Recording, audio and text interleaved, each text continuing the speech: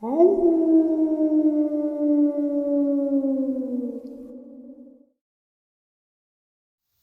and salutations, everyone. I hope everyone is doing well today, and welcome to today's upload. An upload that I feel is full of very interesting ideas, theories, experiences. I really enjoyed making this one. Before we get into it, a couple links. As many of you know, I rely on Patreon, PayPal, channel membership, and the merch to help the channel to continue to grow and go.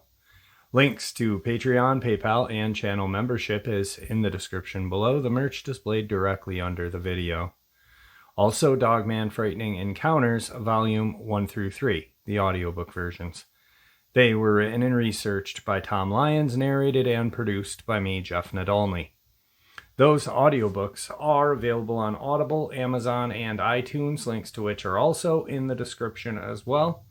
And finally, last but definitely not least, if you'd really like to help support the channel to continue to grow and go, simply subscribe. It doesn't cost a cent. Click that like button, takes half a second. If you don't want to miss out on any of the informative uploads I put out daily, click that bell icon. And folks, please share this video and leave a comment. Why? Well, because all these things really do help the channel to continue to grow and go. And yes, folks, they do matter. Now, everyone, I have taken far too much of your time. Let's jump into today's upload, shall we? I had a whole different upload set for today. And then through the last 4 days, I've been going down a rabbit hole. And I'm pretty deep. But then, as I'm in this rabbit hole, my mind keeps kind of connecting certain details with different things that Victor talked about. Now, like I said in a couple of the uploads previous to this about his book, that I'm on the fence about him. Who wouldn't be, right? You'd have to be. Even if he was CIA, he'd want you to be. Then I started thinking and reading and researching more and more about different things that I talked about 2 days ago and yesterday. And a lot of what Victor said connected. And it was scary. And I'm going to share with you some things that absolutely is mind-blowing to me. And I think it may be mind-blowing to you as well. So, throughout the 2 years that Victor had been with the channel, a lot of people criticized him and, commented, saying things that he sounds like an old, idiotic man, this, and that, that he's some truck driver from Georgia, and different things. Now, throughout the time that he shared the info with us and talked about different locations, he would have had to have been researching those locations quite extensively to know certain places, certain people, this and that. So that was one thing that kind of stuck out. Then we were talking about his lab, or not his lab, but where these dogmen, werewolves were kept for the breeding program. Underground, huge places underground, sometimes bigger than cities. And 2 days ago, I shared with you a very detailed, terrifying email from a former MI6 agent who discussed being in these underground facilities, these DUMBs, sometimes going on for miles, some housing aliens, some housing this, some for genetic research. And then there was a piece of information. It was so minute, but it literally stuck with me for the last 3 days. And I don't know if a lot of you heard it, or if you did, you just kind of passed it off because there was a lot of information shared that day. So I'm going to share with you that one very brief paragraph in a 16-page email. The workers said the Duluth facility goes down at least 7 levels. Level 6 is privately called Nightmare Hall amongst the workers. They tell of bizarre experimentation, multi-legged humans that look half human, half octopus, reptilian humanoids, furry creatures with hands like humans that cry like a baby and mimic human words. Also a huge mixture of lizard humans in cages, several cages with winged humans, 3.5 to 7 foot tall bat-like creatures and gargoyle-like beings. In level 7 are thousands of rows of human and human genetic mixtures in cold storage. Humanoid embryo storage vats with embryos in various stages of development.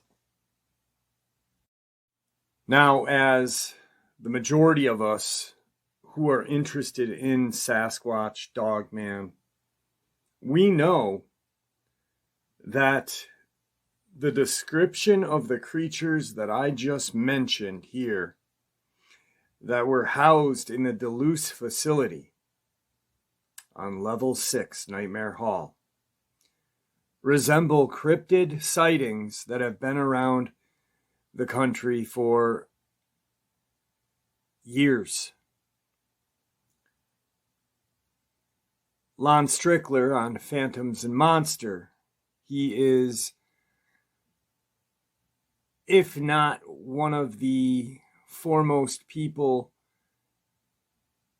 that discusses and houses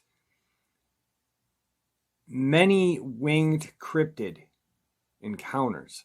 He is fascinated by them, especially the ones that are just recently seen in Chicago within the last 2 years. What does that sound like? Several cages with winged humans, 3.5 to 7 foot tall bat-like creatures, and gargoyle-like beings. Half human, half octopus, reptilians. Interestingly enough, these other creatures, these rake-like creatures, and I despise that name, but I will use it here,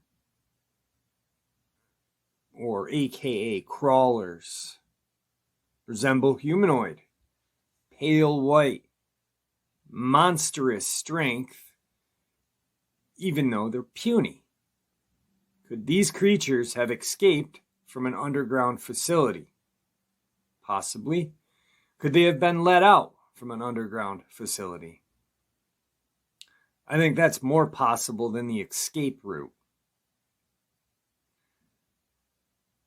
Then we'll go to the furry creatures with hands like humans that cry like a baby and mimic human words. Now, what does that sound like to you? To me, it sounds like either a mixture of Sasquatch encounters, Dogman encounters, or aka the Skinwalker encounters that are all over the country, which more or less resemble a Dogman to me than a Skinwalker. But Reddit has screwed up the cryptozoology field with creepypastas and BS like that, that people now think that skinwalkers are all over the country. There are shapeshifters of different Native American lore, but a skinwalker is a skinwalker. Navajo, Nedialushi. Probably didn't say it right, but I said it pretty close.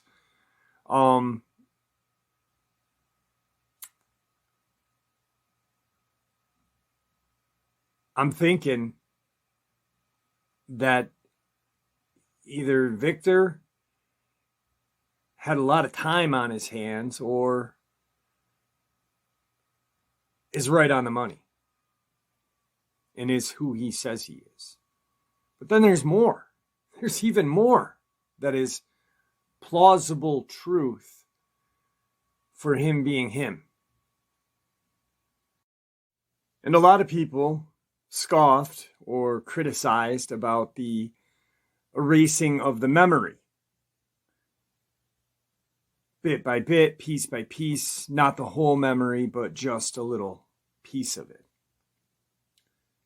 But yet in that same email, talking about the underground facilities, the children abduction, aliens, and whatnot, there's this paragraph. On July 11th, 1934, the first treaty with the Greys from Orion occurred aboard a naval ship in Balboa. This was one of the most important events in human history because it thrust us into a role we were not prepared for, as regards to being a host to a malevolent extraterrestrial race. The United States federal government disregarded the Constitution of the U.S. by doing this and not telling the people.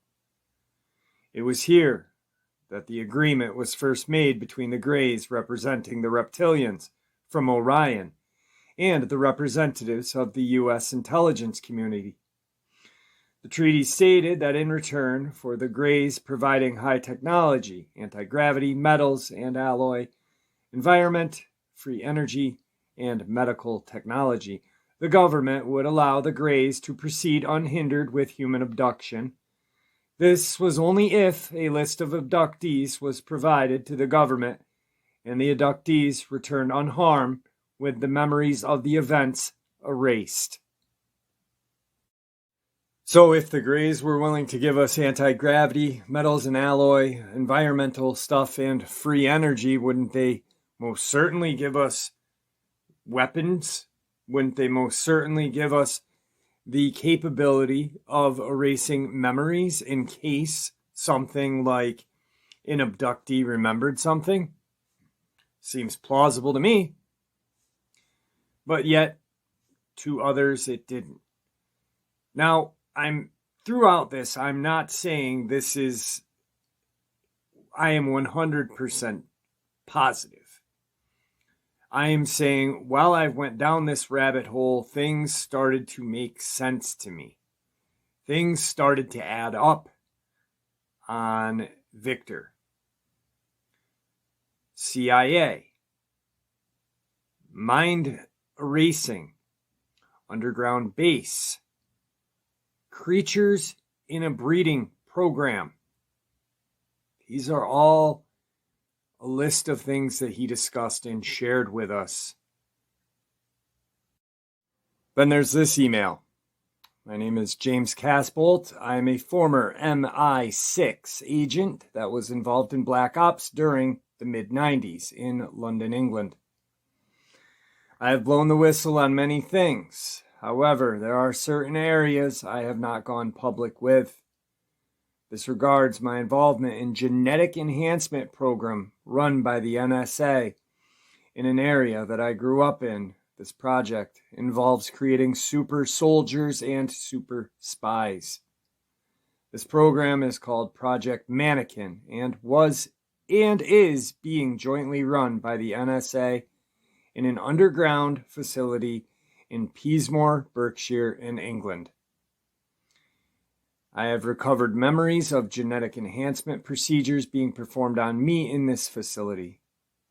It has also been confirmed by contacts in the NSA that I was part of this program and may still be. I have NSA documents in possession that teach how to create super soldiers if you are interested in pursuing them. These documents are classified above top secret and are worth a lot of money. Again, I have not released them. The reason I am sending this email is because removed email me a few days ago. However, I cleared my email account and erased his contact details by accident. I'm going through a very painful and confusing deprogramming. Many more memories are coming out. Please, will you send forward this to Redacted and ask him to get in touch with me if possible. There is so much more to this than I can say now. I will forward you a couple more emails regarding my experiences. Again, please forward these to Redacted. In truth, James Casbolt. Then a lot of people criticized him for talking about the chipping of Dogman, werewolf, yada, yada, yada, saying it's fiction, this and that. But Elon Musk is talking about implanting chips in us right now. How hard is it to believe something that is going on this very moment that I am sharing this with you? Not hard. Like I said, I went down a rabbit hole. My brain is trying to connect these pieces together. It's going 1,000 miles an hour, and I am confused, but I feel like I have some truth about Victor. And I don't know. I don't know where I stand on this part. But then there's more. James Casbolt talks about this.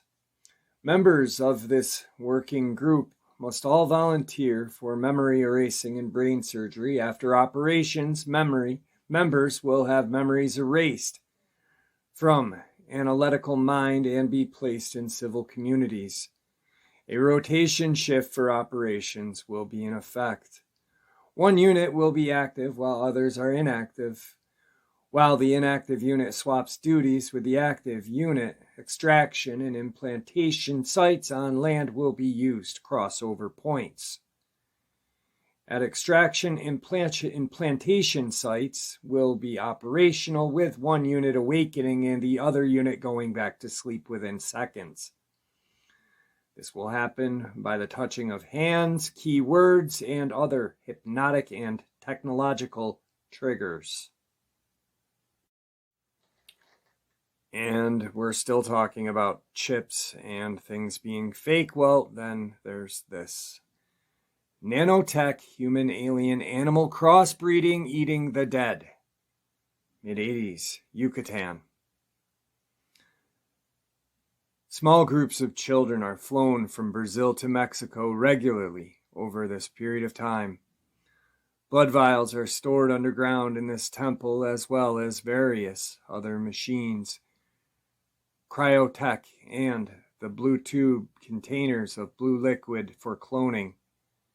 The blood vials contain ET/animal and DNA and human DNA infused with nanites.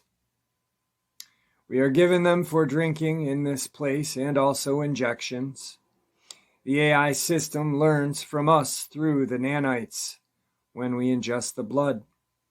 We learn from the AI system as well during this process. The end result is the ability to shapeshift and take on animal attributes for military ops. What? I can't even, it goes on. Dr. Green teaches me about power during this time. He encourages me to embrace my dark side. We start by killing birds together in the temple and drinking their blood. During this time, Dr. Green seems to shapeshift into a white-skinned vampire with pointed ears and teeth. His bone and head seem to grow larger. Not sure I see this, though, drugs or trauma.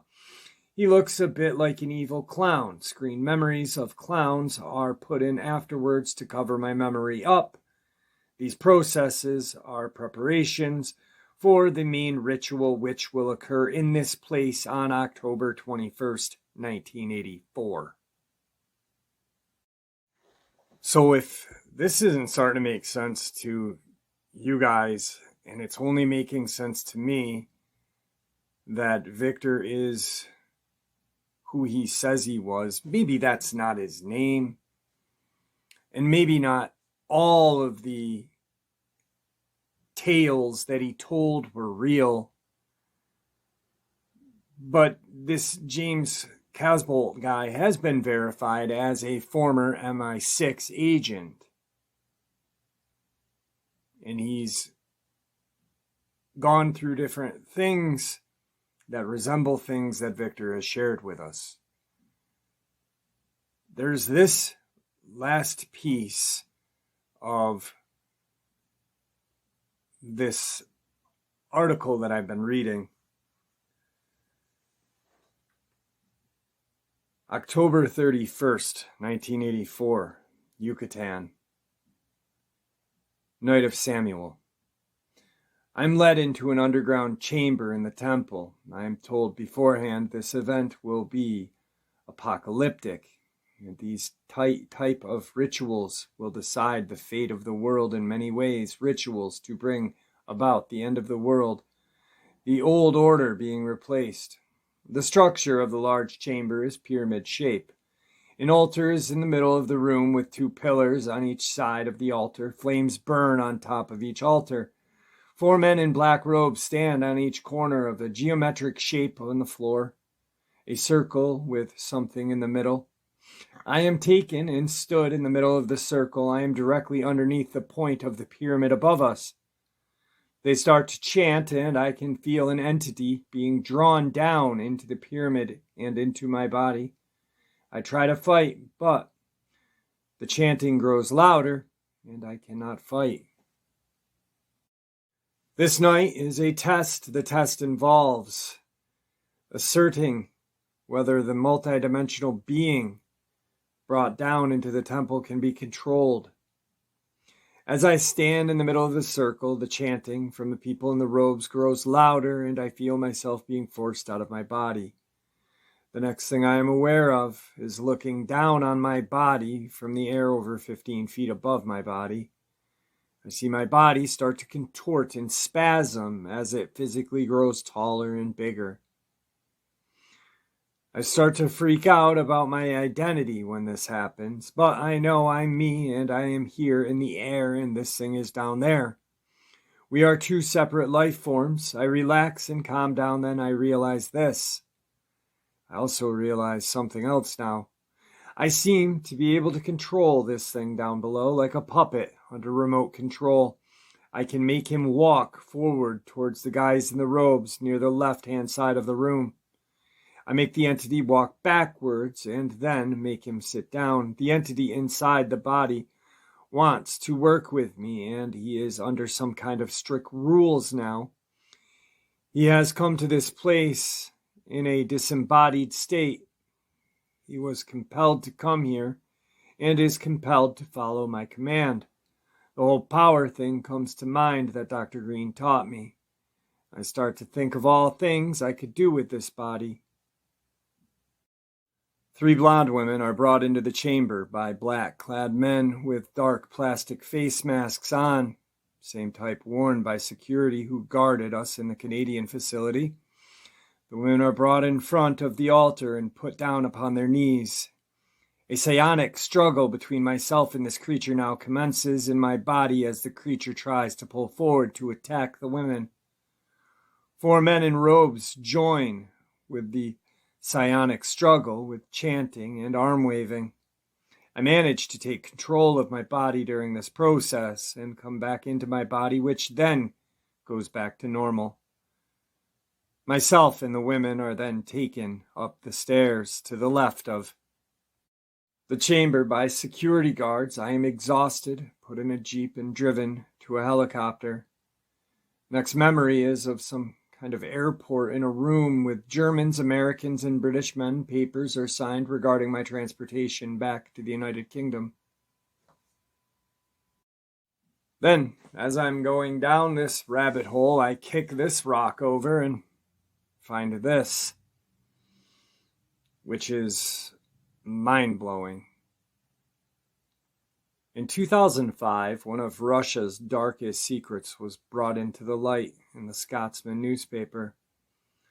The story revealed that during his tyrannical reign, Joseph Stalin, the dictator of the Soviet Union, ordered the creation of a human-ape hybrid reported commission, Dr.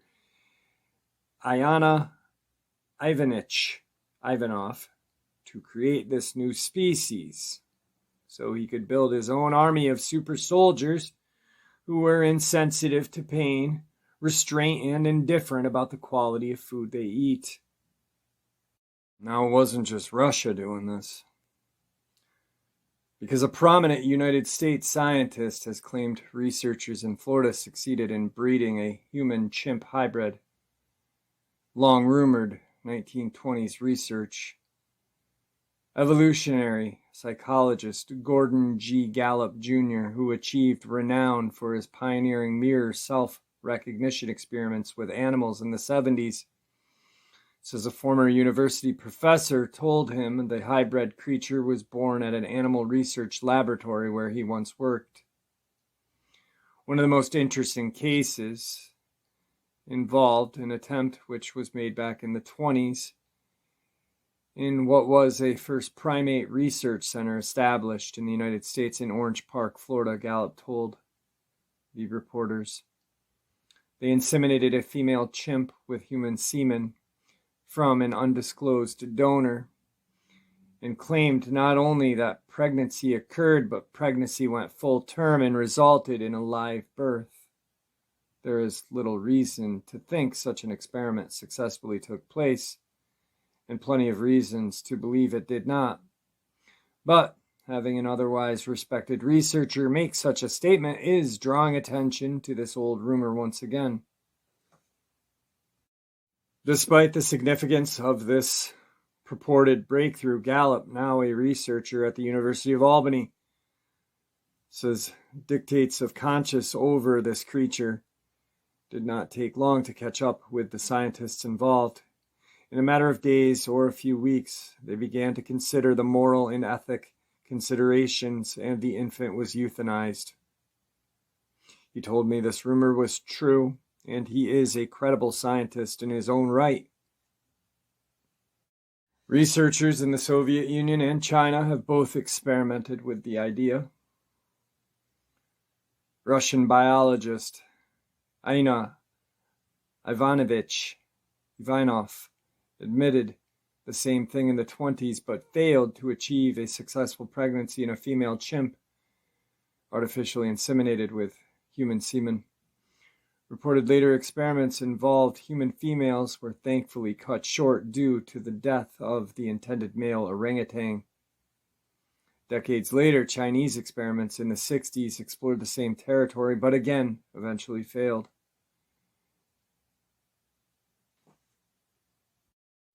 And then I found this. Now, everything that I've shared in the last couple of days involves just the United States, MI6, CIA, NSA. But this, with something that was shared in the initial email, will make sense once I put it all together, and this is why I say my brain is going 1,000 miles an hour. Many different sources tell about encounters with unknown civilizations on our planet. These are mysterious humanoid organisms in the sea and oceans, mysterious dwarfs, and creatures completely unlike humans. In the USSR, a whole unit ordered the KGB was engaged in the study of parallel civilizations. The most ambitious and major event that was described in reports of high-ranking officials is a direct proof of existence of the underground race in the planet, which developed in parallel to the existence of the underground race in our planet. In 1965, in the Kazakh SSR tunneling work began at the Tikili mine. Drilling and blasting operations were carried out as usual until a serious collapse occurred. According to reports, this should not have happened, as there were no cavities in the area. Later, it turned out that a calculation error had occurred, and it turned out that a network of unaccounted tunnels passed through there. But the most amazing thing was ahead. The collapse exposed several floors of mines, tunnels, and caves. The size of the passages reached 3 to 3.5 meters, and the depth is still unknown or known but classified. The fact is that the explosion severely violated the integrity of this structure. In addition, the mysterious inhabitants of the tunnel suffered. Their height reached 2.5 meters. Now, 2.5 meters is 8 feet 2 inches, give or take. Their bodies were of an unnatural dark gray color. The hair on their head was red. The creatures were wearing no clothes. The body was covered in a dry layer of mud. Eyewitnesses and researchers to whom the bodies were delivered, and according to some sources, about 20 of the living creatures, noted that these creatures had never seen light. The eyes and the eye center of the brain and everything connected with the visual apparatus were completely absent from the inhabitants of the cave. The heart was 4-chambered and the limbs were 3-fingered. In addition, the brain of the creatures exceeded the human brain by 300 to 350 grams. The body exuded the strongest, disgusting odor. This was due to the fact that the cryptid organism did not have an excretion system. All impurities excreted through the skin in the form of a mysterious mucus. From 65 to 80, the study of these creatures was carried out in an underground hangar of the facility of the Ministry of Defense near the village of Orajar. It was here that the trail of these creatures ended. The further fate of the biomaterials was unknown. True, in the 90s, a retired officer from the Mekhinsky Border Detachment shared, presumably, the events related to the study of the cryptids. They were placed in a sealed pressure chamber on the lower 5th underground tier, according to the data, until 1987, closed for unknown reasons. There was a secret laboratory for the study of the bodies of aliens and cryptids. Most of those delivered died during the experiments. They did not tolerate clean water or sunlight. The background radiation in the tissues of the creatures was higher than the environment. This became the reason for the hypothesis that these creatures were the result of mutation after underground nuclear explosions at the Semipolensky test site. In 1980, all cryptids were destroyed, and the research data was highly classified. In addition, a division of the Ministry of Defense allegedly cleared the cryptids from the dungeons in Tekeli, since they carried out the most serious threat. After the cleanup, the object was mothballed for 4 years. Every few months, military specialists descended into the tunnels and mines. As a result, this mine was given the status of specially protected special facility. There are still many controversies surrounding the incident of 65. Researchers are also debating the level of intelligence of these cryptids, as their brains were comparable to those of a Neanderthal. Is a parallel underground civilization possible on Earth? Yes, I think so, and not just one. And this is the statement that I referred to prior to sharing that connected things for this to me in my head. Maybe I'm absolutely crazy, but I'm going to share it with you. After sharing all of this, I'm going to share this with you, and I'm going to share my theory. And if it makes sense, then it only makes sense that Victor is who he says he is, but is not really, if you know what I mean. The British, Russian, and United States government have become blood brothers and the best of friends because of the alien agenda. The Russian and U.S. Cold War was a feigned animosity, a sham, so these governments could develop nuclear weapon programs to counter the alien threat. The Cold War was a lie for the public to take the attention away from what the nuclear weapon program was really being developed for, not against Russia, but as a last resort against the Greys and the reptilians. So,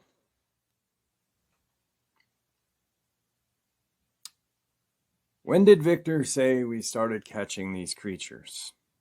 Does anyone remember? The 50s.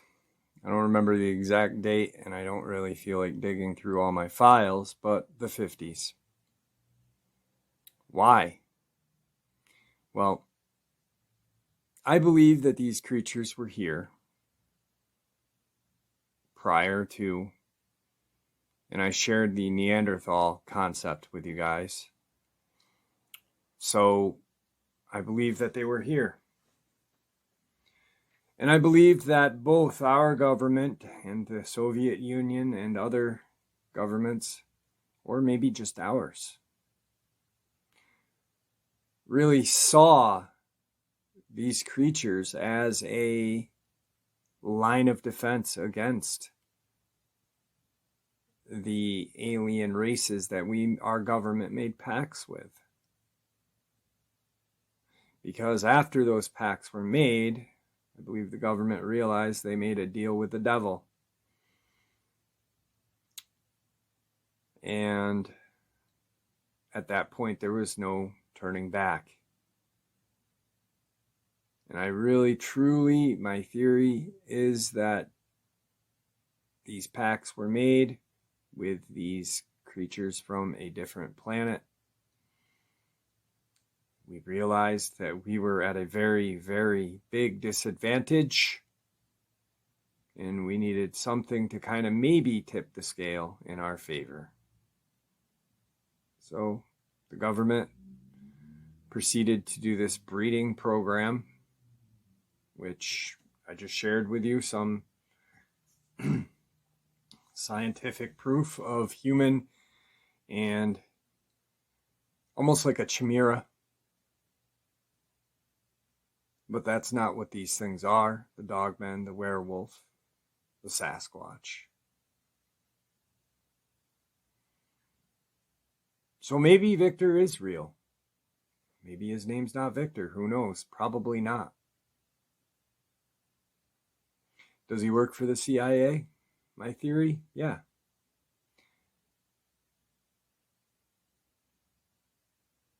Has he shared with us everything? No. No, he hasn't. Just enough to where it's legit. To where things can just leak out slowly.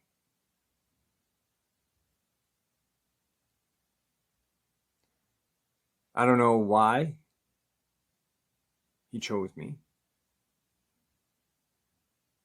but he did.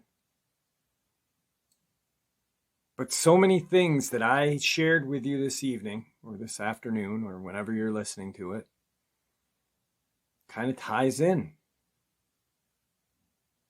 with what he has shared with us. Differently, but still connects. All right, folks, I hope you all enjoyed this upload as much as I enjoyed creating it for you all. A lot of interesting theories, ideas, and experiences, in my opinion. I just hope that you guys enjoyed it. With that being said, though, I do appreciate all of your support. Your support is what continues for this channel to grow and go, meaning subscriber-wise. And when I say go, I mean places that physically will go and mentally or verbally, we will talk about research and such.